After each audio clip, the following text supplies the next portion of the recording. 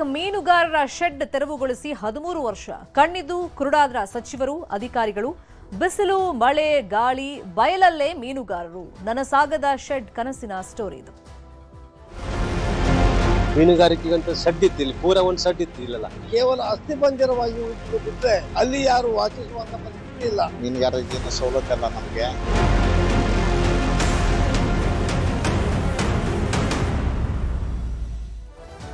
ಮೀನುಗಾರರ ಶೆಡ್ ಇತ್ತಲ್ಲಿ ತೆರವು ಮಾಡಿ 13 ವರ್ಷ ಆಯಿತು.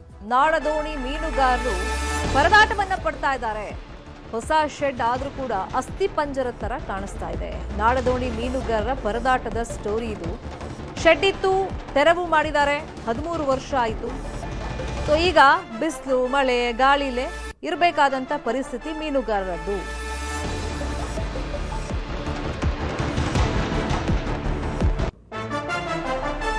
ಹದಿಮೂರು ವರ್ಷದಿಂದ ಹಾಗಾದ್ರೆ ಮೀನುಗಾರರ ಪರದಾಟ ಹೆಂಗಿದೆ ಆ ಬಗ್ಗೆ ಒಂದು ವರದಿ ಇದೆ, ಮೊದಲಿಗೆ ನೋಡಿ.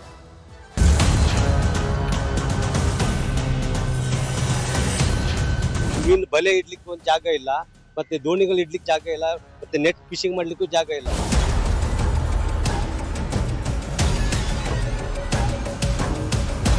ಕೇವಲ ಅಸ್ಥಿಪಂಜರವಾಗಿ ಉಳಿದಿದೆ ಬಿಟ್ರೆ ಅಲ್ಲಿ ಯಾರು ವಾಸಿಸುವಂತ ಪರಿಸ್ಥಿತಿ ಇಲ್ಲ.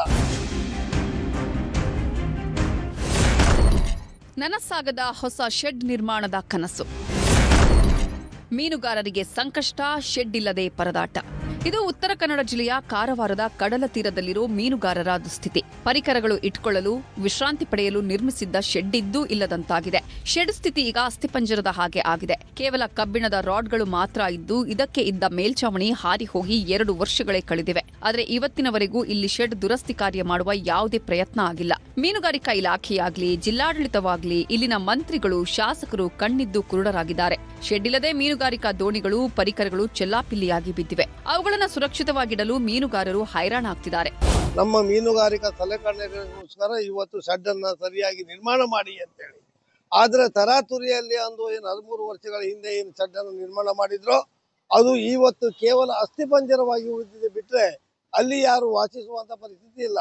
ಜನಪ್ರತಿನಿಧಿಗಳು ಸರ್ಕಾರಕ್ಕೂ ನಾಚಿಕೆಯಾಗಬೇಕು. ಏನು ಮುರಿದು ಬಿದ್ದಂತ ಏನು ಶೆಡ್ ಇದೆ, ನಾಚಿಕೆ ಆಗುವಂತ ಶೆಡ್ ಅನ್ನ ತೆರವು ಮಾಡಿ ಹೊಸ ನೂತನವಾಗಿ ನಿರ್ಮಾಣ ಮಾಡಿಕೊಡುವಂತೆ ಇವತ್ತು ಒತ್ತಾಯಿಸ್ತೇನೆ. ಕಳೆದ 10 ವರ್ಷಗಳ ಹಿಂದೆ ಇಲ್ಲಿದ್ದ ಎಲ್ಲಾ ಮೀನುಗಾರರ ಶೆಡ್ಗಳನ್ನ ತೆರವು ಮಾಡಲಾಯಿತು. ಆ ಸಂದರ್ಭದಲ್ಲಿ ಶಾಸಕ ಸತೀಶ್ ಸೈಲ್ ಮೀನುಗಾರರಿಗೆ ಹೊಸ ಶೆಡ್ ನಿರ್ಮಾಣ ಮಾಡಿಕೊಡೋ ಭರವಸೆ ಕೊಟ್ಟಿದ್ರು. ಆದರೆ ಇದುವರೆಗೂ ಶೆಡ್ ನಿರ್ಮಾಣವಾಗಿಲ್ಲ. ತುರ್ತಾಗಿ ಕಟ್ಟಿದ ಒಂದು ಶೆಡ್ ಕೂಡ ದುರಸ್ತಿ ಮಾಡುವ ಪ್ರಯತ್ನನೂ ಶಾಸಕರಿಂದ ನಡೆದಿಲ್ಲ. ಮೀನುಗಾರರು ಪರಿಪರಿಯಾಗಿ ಕೇಳ್ಕೊಂಡ್ರೂ ಕ್ಯಾರೆ ಅನ್ನದೇ ಇದ್ದಾರೆ. ಶಾಸಕರು ಮತ್ತು ಜಿಲ್ಲಾಡಳಿತ ಮೀನುಗಾರಿಕೆ ಮಾಡಿ ವಾಪಸ್ ದಡಕ್ಕೆ ಬಂದ ಮೇಲೆ ವಿಶ್ರಾಂತಿ ಪಡೆಯಲು ಶೆಡ್ ಅವಶ್ಯಕತೆ ಇದೆ. ಆದರೆ ಇಲ್ಲಿ ಮೀನುಗಾರರ ಆಗ್ರಹಕ್ಕೆ ಬಿಡಿಗಾಸಿನ ಕಿಮ್ಮತ್ತು ಇಲ್ಲದಂತಾಗಿದೆ. ಆತರ ಒಂದು ಸೆಟ್ ಕಟ್ಟಿ ಅಲ್ಲಿರುವಾಗ ಎಲ್ಲ ಟಿವಿನೆಲ್ಲ ಹಾರೋಗ್ಬಿಟ್ಟಿದೆ. ಇವಾಗ ಅಲ್ಲಿ ಏನೂ ಇಲ್ಲ, ಒಂದು ಅಸ್ಥಿಪಂಜರ ಅಂತ ಹೇಳ್ಬೋದು, ಆ ರೀತಿ ಆಗ್ಬಿಟ್ಟಿದೆ. ಮೀನುಗಾರಿಕೆ ಮಾಡ್ಕೊಂಡು ನಾವು ಬಂದ್ರೆ ಒಂದು ಮೀನು ಬಲೆ ಇಡ್ಲಿಕ್ಕೆ ಒಂದು ಜಾಗ ಇಲ್ಲ, ಮತ್ತೆ ದೋಣಿಗಳು ಇಡ್ಲಿಕ್ಕೆ ಜಾಗ ಇಲ್ಲ, ಮತ್ತೆ ನೆಟ್ ಫಿಶಿಂಗ್ ಮಾಡ್ಲಿಕ್ಕೂ ಜಾಗ ಇಲ್ಲ, ಏನು ಮಾಡ್ಲಿಕ್ಕೆ ಇಲ್ಲಿ ಸುರಕ್ಷಿತವಾದ ಅದು ಒಂದು ಜಾಗ ಇಲ್ಲ. ಅದಕ್ಕೆ ನಾವು ಜಿಲ್ಲಾಡಳಿತ ಕೇಳ್ಕೊಳ್ಳೋದಿಷ್ಟೇ, ಆದಷ್ಟು ಬೇಗ ಒಂದು ಮೀನುಗಾರಿಕೆಗೆ ನಮ್ಗೆ ಮೀನುಗಾರರಿಗೆ ಒಂದು ಸುರಕ್ಷಿತವಾದ ಒಂದು ಶೆಡ್ಗಳು ಕಟ್ಕೊಡ್ಬೇಕಂತ ಕೇಳ್ಕೊಳ್ತಿದೆ. ಒಟ್ಟಾರೆ ಕಾರವಾರದ ನಾಡದೋಣಿ ಮೀನುಗಾರರು ಬಿರು ಬಿಸಿಲಲ್ಲಿ ಜೀವನ ಮಾಡುವ ಸ್ಥಿತಿ ಮುಂದುವರೆದಿದೆ. ಶೆಡ್ ನಿರ್ಮಾಣದ ಕನಸು ಇನ್ನೂ ಹುಸಿಯಾಗಿದೆ. ದರ್ಶನ್ ನಾಯ್ಕ್, ನ್ಯೂಸ್ 18 ಕಾರವಾರ. ಸೊ ಜಿಲ್ಲಾಡಳಿತ ಯಾಕಿಷ್ಟು ನಿರ್ಲಕ್ಷ್ಯ ಮಾಡ್ತಾ ಇದೆ, ಶಾಸಕರು ಏನು ಮಾಡ್ತಾ ಇದ್ದಾರೆ, ಈ ಬಗ್ಗೆ ಡೀಟೇಲ್ ಆಗಿ ಇನ್ಫಾರ್ಮೇಶನ್ ಅನ್ನು ಕೊಡ್ತಾ ಹೋಗೋದಕ್ಕೆ ನೇರ ಸಂಪರ್ಕದಲ್ಲಿ ಕನೆಕ್ಟ್ ಆಗಿದ್ದಾರೆ ನಮ್ಮ ರಿಪೋರ್ಟರ್ ದರ್ಶನ್ ನಾಯ್ಕ್. ದರ್ಶನ್ ನಾಯ್ಕ್, ಇಲ್ಲಿ ಸಮಸ್ಯೆ ಏನು? ಯಾಕಂದ್ರೆ ಮೀನುಗಾರರಿಗೆ ಈಗ ಸಿಕ್ಕಾಪಟ್ಟೆ ಸಮಸ್ಯೆ ಆಗ್ತಿದೆ. ಅವರ ಪರಿಕರಗಳನ್ನ ಇಟ್ಕೊಳ್ಳೋದಕ್ಕೆ ಸರಿಯಾದಂತ ಜಾಗ ಇಲ್ಲ, ವ್ಯವಸ್ಥೆ ಇಲ್ಲ. ಈ ಬಗ್ಗೆ ಜಿಲ್ಲಾಡಳಿತ ಏನ್ ಹೇಳುತ್ತೆ? ಶಾಸಕರ ಗಮನದಲ್ಲಿ ಅಫ್ಕೋರ್ಸ್ ಇದ್ದೇ ಇರುತ್ತೆ. ಯಾಕೆ ಅವ್ರು ಪೂರಕವಾಗಿ ಸ್ಪಂದಿಸ್ತಾ ಇಲ್ಲ ಮೀನುಗಾರರಿಗೆ?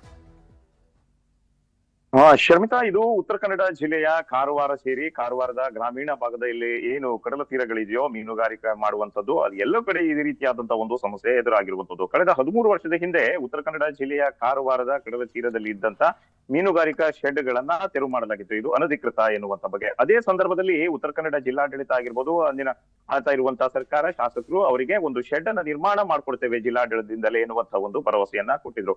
ಆ ಸಂದರ್ಭದಲ್ಲಿ ಹರಾತುರಿಯಲ್ಲಿ ಒಂದು ಶೆಡ್ ಅನ್ನ ನಿರ್ಮಾಣ ಮಾಡ್ಕೊಟ್ಟಿದ್ರು. ಆದ್ರೆ ಅದಕ್ಕೆ ಈಗ ಯಾವುದೇ ರೀತಿಯಾದಂತ ಒಂದು ರೂಪ ಇಲ್ಲ. ಮೇಲ್ಗಡೆ ಇದ್ದಂತ ಎಲ್ಲಾ ಚಾವಣಿಗಳು ಹಾರಿ ಹೋಗಿರುವಂತದ್ದು. ಕಳೆದ 5-6 ವರ್ಷಗಳಿಂದ ಇಲ್ಲಿನ ಮೀನುಗಾರರು ವ್ಯಥೆಯನ್ನ ಪಡ್ತಾ ಇದ್ದಾರೆ. ಅದ್ರ ಜೊತೆಗೆ ಇನ್ನುಳಿದ ಒಂದು ಶೆಡ್ಗಳನ್ನ ನಿರ್ಮಾಣ ಮಾಡಿಕೊಡುವಂತ ಒಂದು ಭರವಸೆ ಇದುವರೆಗೂ ಹುಸಿಯಾಗಿರುವಂತದ್ದು. ಇಲ್ಲಿ ಮುಖ್ಯವಾಗಿ ಇಲ್ಲಿ ಆಳ್ತಾ ಇರುವಂತಹ ಒಂದು ಶಾಸಕರ ನಿರ್ಲಕ್ಷ್ಯವೇ ಇದಕ್ಕೆ ಮುಖ್ಯ ಕಾರಣ ಎನ್ನಲಾಗ್ತಾ ಇದೆ. ಯಾಕಂದ್ರೆ ಇಲ್ಲಿನ ಮೀನುಗಾರರು ಪರಿಪರಿಯಾಗಿ ಅವರನ್ನ ಕೇಳ್ಕೊಂಡಿದ್ದಾರೆ. ಅದ್ರ ಜೊತೆಗೆ ಮೀನುಗಾರಿಕೆ ಇಲಾಖೆಯನ್ನ ಕೇಳ್ಕೊಂಡಿದ್ದಾರೆ, ಉತ್ತರ ಕನ್ನಡ ಜಿಲ್ಲಾಡಳಿತವನ್ನ ಕೇಳ್ಕೊಂಡಿದ್ದಾರೆ, ಒಂದು ಶೆಡ್ ಅನ್ನ ನಿರ್ಮಾಣ ಮಾಡ್ಕೊಡಿ. ಯಾಕಂದ್ರೆ ಈಗ ಲಕ್ಷಾನುಗಟ್ಟಲೆ ರೂಪಾಯಿ ವ್ಯಯಿಸಿ ಮೀನುಗಾರಿಕಾ ದೋಣಿಗಳನ್ನ ಕಟ್ಟಲಾಗತ್ತೆ. ಆ ದೋಣಿಗಳು ಇವತ್ತು ಬಿಸಿಲಾಗಿರ್ಬೋದು, ಮಳೆಯಲ್ಲಿ ಇದ್ದು ಏನು ಹಾಳಾಗ್ತಾ ಇರುತ್ತೆ, ಅದು ಮೀನುಗಾರರಿಗೆ ಒಂದು ದೊಡ್ಡ ನಷ್ಟ ಆಗಿರುವಂತದ್ದು. ಅದನ್ನ ಶೆಡ್ ಒಳಗಡೆಗೆ ಇಟ್ರೆ ಅದ್ರ ಜೊತೆಗೆ ಮೀನುಗಾರಿಕಾ ಬಲೆಗಳಾಗಿರ್ಬೋದು, ಅದೇ ರೀತಿ ಪರಿಕರಗಳನ್ನ ಶೆಡ್ ಒಳಗಡೆ ಇಟ್ಟರೆ ಅದು ಸುರಕ್ಷಿತವಾಗಿರುತ್ತೆ ಎನ್ನುವಂಥದ್ದು. ಅದ್ರ ಜೊತೆಗೆ ಮೀನುಗಾರಿಕೆ ಒಂದು ದೋಣಿಗಳಿಗೆ ಇಂಜಿನ್ ಗಳನ್ನ ಅಳವಡಿಸಲಾಗತ್ತೆ. ಆ ಇಂಜಿನ್ ಗಳನ್ನು ಸಹ ಶೆಡ್ ಒಳಗಡೆ ಇಟ್ರೆ ಅದು ಸುರಕ್ಷಿತವಾಗಿರುತ್ತೆ. ಆದ್ರೆ ಈಗ ಏನಾಗಿದೆ ಪರಿಸ್ಥಿತಿ ಏನಂದ್ರೆ ಶೆಡ್ ಇಲ್ಲದೆ ಆ ಮೀನುಗಾರಿಕಾ ಪರಿಕರಗಳೆಲ್ಲವೂ ಚೆಲ್ಲಾಪಿಲಿಯಾಗಿ ಬಿದ್ದಿರುವಂತದ್ದು, ಅದೇ ರೀತಿ ಬಿಸಿಲು ಮತ್ತು ಮಳೆಯಲ್ಲೇ ಇದ್ದಿರುವಂತದ್ದು. ಈ ಹಿನ್ನೆಲೆಯಲ್ಲಿ ಇಲ್ಲಿನ ನಾಡದೋಣಿ ಮೀನುಗಾರರು ಸಾಕಷ್ಟು ನಷ್ಟವನ್ನ ಅನುಭವಿಸ್ತಾ ಇರುವಂತದ್ದು.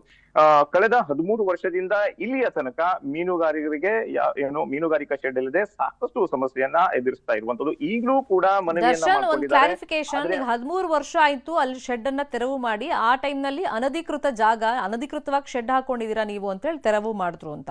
ಆಮೇಲೆ ಜಿಲ್ಲಾಡಳಿತ ಒಂದು ಶೆಡ್ ನಿರ್ಮಾಣ ಮಾಡ್ಕೊಟ್ಟಿತ್ತಲ್ಲ, ಯಾಕಂದ್ರೆ ದೃಶ್ಯದಲ್ಲೂ ನಾವು ನೋಡ್ತಾ ಇದೀವಿ ಕೇವಲ ಅಸ್ಥಿ ಪಂಜರ ಮಾತ್ರ ಉಳ್ಕೊಂಡಿದೆ ಅಂತ ಮೀನುಗಾರರು ಹೇಳ್ತಾ ಇದ್ರು. ಸೊ ಈ ವ್ಯವಸ್ಥೆ ಜಿಲ್ಲಾಡಳಿತ ಮಾಡಿ ಎಷ್ಟು ವರ್ಷ ಆಗಿತ್ತು? ಏನು 13 ವರ್ಷ ಹಿಂದೆ ಏನು ಶೆಡ್ ಅನ್ನ ತೆರವು ಮಾಡಿದ್ರು, ಅದೇ ಸಂದರ್ಭದಲ್ಲಿ 1-2 ವರ್ಷದಲ್ಲಿ ಆ ಒಂದು ಶೆಡ್ ಅನ್ನ ನಿರ್ಮಾಣ ಮಾಡ್ಕೊಟ್ಟಿದ್ದು. ಅಂದ್ರೆ ಈಗ ನೀವು ದೃಶ್ಯಾವಳಿಯಲ್ಲಿ ನೀವು ಗಮನಿಸ್ತಾ ಇರ್ಬೋದು, ಈ ಶೆಡ್ ಅನ್ನ ಅಲ್ಲಿ ನಿರ್ಮಾಣ ಮಾಡ್ಕೊಟ್ಟಿದ್ದು. ಅದಾದ ನಂತರ 1-2 ವರ್ಷಗಳ ಕಾಲ ಆ ಶೆಡ್ ನಂತರ ಏನು ದುರಸ್ತಿ ತಲುಪಿತು, ಶಿಥಿಲಾವಸ್ಥೆಗೆ ತಲುಪಿತು. ಆದ್ರೆ ಅಂದಿನಿಂದ ಇಂದಿನವರೆಗೂ ಒಂದು 6-8 ವರ್ಷಗಳಾಯ್ತು ಆ ಶೆಡ್ ಅನ್ನ ದುರಸ್ತಿ ಮಾಡುವಂತ ಕೆಲಸ ಉತ್ತರ ಕನ್ನಡ ಜಿಲ್ಲಾಡಳಿತದಿಂದ ಆಗಿರ್ಬೋದು, ಮೀನುಗಾರಿಕೆ ಇಲಾಖೆಯಿಂದ, ಅದ್ರ ಜೊತೆಗೆ ಇಲ್ಲಿನ ಶಾಸಕರಿಂದ ಆಗಿಲ್ಲ. ಈ ಬಗ್ಗೆ ಒಂದು ಶೆಡ್ ಅನ್ನ ಒಂದು ಸುಸಜ್ಜಿತವಾಗಿ ಕಟ್ಕೊಡಿ ಎನ್ನುವಂತ ಬಗ್ಗೆ ಮೀನುಗಾರರು ಹೇಳ್ತಾ ಇರುವಂತದ್ದು. ಆದ್ರೆ ಅವರ ಮನವಿಗೆ ಇವತ್ತು ಯಾವುದೇ ರೀತಿಯಾದಂತಹ ಒಂದು ಜಿಲ್ಲಾಡಳಿತ ಇವತ್ತು ಸ್ಪಂದಿಸ್ತಾ ಇಲ್ಲ ಎನ್ನುವಂಥದ್ದು ಆರೋಪ. ಅದ್ರ ಜೊತೆಗೆ ಈ ಭಾಗದಲ್ಲಿ ಖಾಸಗಿ ವಾಹನಗಳನ್ನ, ಅದೇ ರೀತಿ ಸಾರಿಗೆ ಬಸ್ಗಳನ್ನ ಇಲ್ಲಿ ನಿಲ್ಲಿಸಲಿಲ್ಲ ಆಗತ್ತೆ. ಆದ್ರೆ ಅವರಿಗೆ ಯಾವುದೇ ರೀತಿಯಾದಂತ ಒಂದು ಸಮಸ್ಯೆ ಮಾಡಲ್ಲ ಉತ್ತರ ಕನ್ನಡ ಜಿಲ್ಲಾಡಳಿತ. ಆದ್ರೆ ನಮಗೆ ಒಂದು ದಣಿವಾರಿಸಿಕೊಳ್ಳಲು ಒಂದು ಶೆಡ್ ಅನ್ನ ನಿರ್ಮಾಣ ಮಾಡ್ಕೊಂಡ್ರೆ ನಮಗೆ ಸಮಸ್ಯೆಯನ್ನ ಮಾಡ್ತಾರೆ ಎನ್ನುವಂಥದ್ದು ಮೀನುಗಾರರ ಆರೋಪ ಆಗಿರುವಂತದ್ದು. ಸೊ ಈ ಹಿನ್ನೆಲೆಯಲ್ಲಿ ಇವತ್ತು ನ್ಯೂಸ್ 18 ಕೂಡ ವರದಿ ಮಾಡಿದೆ ಮೀನುಗಾರರ ಒಂದು ಸಮಸ್ಯೆಯನ್ನ ಬಿತ್ತರಿಸುವಂತ ಒಂದು ನಿಟ್ಟಿನಲ್ಲಿ. ಈಗ ಉತ್ತರ ಕನ್ನಡ ಜಿಲ್ಲಾಡಳಿತ ಯಾವ ರೀತಿ ಸ್ಪಂದಿಸುತ್ತೆ ಎನ್ನುವಂಥದ್ದು ಕಾದು ನೋಡ್ಬೇಕಾಗಿದೆ. ಶರ್ಮಿತಾ, ದರ್ಶನ್, ಈಗ ವ್ಯವಸ್ಥೆ ಹೆಂಗೆ? ಮತ್ತೆ ಈಗ ರೆಸ್ಟ್ಗೆ ಮತ್ತೆ ತಮ್ಮ ಬಲೆ ಸೇರಿದಂತೆ ಪರಿಕರಗಳನ್ನ ಇಟ್ಕೊಳ್ಳೋದಕ್ಕೆ ಈ ಶೆಡ್ ಬೇಕು ಅಂತ ಕೇಳ್ತಾ ಇದ್ದಿದ್ದು, ಮತ್ತೆ ಇವಾಗ ಹೆಂಗ್ ವ್ಯವಸ್ಥೆ ಮಾಡ್ಕೊಂಡಿದ್ದಾರೆ ಮೀನುಗಾರರು? ಶರ್ಮಿತಾ, ನೀವು ದೃಶ್ಯಾವಳಿಯಲ್ಲಿ ನೀವು ಗಮನಿಸ್ತಾ ಇರ್ಬೋದು, ಅಲ್ಲಿ ಅಸ್ಥಿ ಪಂಜರದಂತೆ ಇರುವಂತ ಆ ಶೆಡ್ಗಳ ಒಳಗಡೆ ಯಾರೂ ಹೋಗಲಾಗದಂತ ಒಂದು ಪರಿಸ್ಥಿತಿ. ಯಾಕಂದ್ರೆ ಮೇಲ್ಗಡೆ ಮೇಲ್ಛಾವಣಿನೇ ಇಲ್ಲದಂತ ಒಂದು ಪರಿಸ್ಥಿತಿ. ಅದ್ರ ಜೊತೆಗೆ ತಮ್ಮ ಇಂಜಿನ್ ಗಳನ್ನ ಮನೆಗೆ ಏನೋ ಕೊಂಡೊಯ್ತಾರೆ ಇಲ್ಲಿನ ಮೀನುಗಾರರು. ಅದ್ರ ಜೊತೆಗೆ ಮೀನುಗಾರಿಕಾ ಪರಿಕರಗಳಾಗಿರ್ಬೋದು, ಬಲೆಗಳನ್ನ ಇಲ್ಲಿ ಹಾದು ಹೋದಂತ ಫ್ಲೈಓವರ್ ಕೆಳಗಡೆಗೆ ಸುರಕ್ಷಿತವಾಗಿಡುವಂತ ಒಂದು ಪ್ರಯತ್ನವನ್ನ ಮಾಡ್ತಾರೆ. ಆದ್ರೆ ಫ್ಲೈಓವರ್ ಕೆಳಗಡೆ ಇಡುವಂತದ್ದು ಅದು ಶಾಶ್ವತ ಪರಿಹಾರ ಅಲ್ಲ. ಯಾಕಂದ್ರೆ ಅದು ತಾತ್ಕಾಲಿಕವಾದಂತ ಪರಿಹಾರ. ತಮಗೆ ಒಂದು ತಮ್ಮ ವಸ್ತುಗಳನ್ನ ಒಂದು ಸುರಕ್ಷಿತವಾಗಿ ಇಟ್ಟುಕೊಳ್ಬೇಕು, ಸುರಕ್ಷಿತವಾಗಿ ಇರ್ಲಿ ಎನ್ನುವಂತ ಒಂದು ನಿಟ್ಟಿನಲ್ಲಿ ಮೀನುಗಾರರು ಇಟ್ಕೊಳ್ತಾ ಇದ್ದಾರೆ.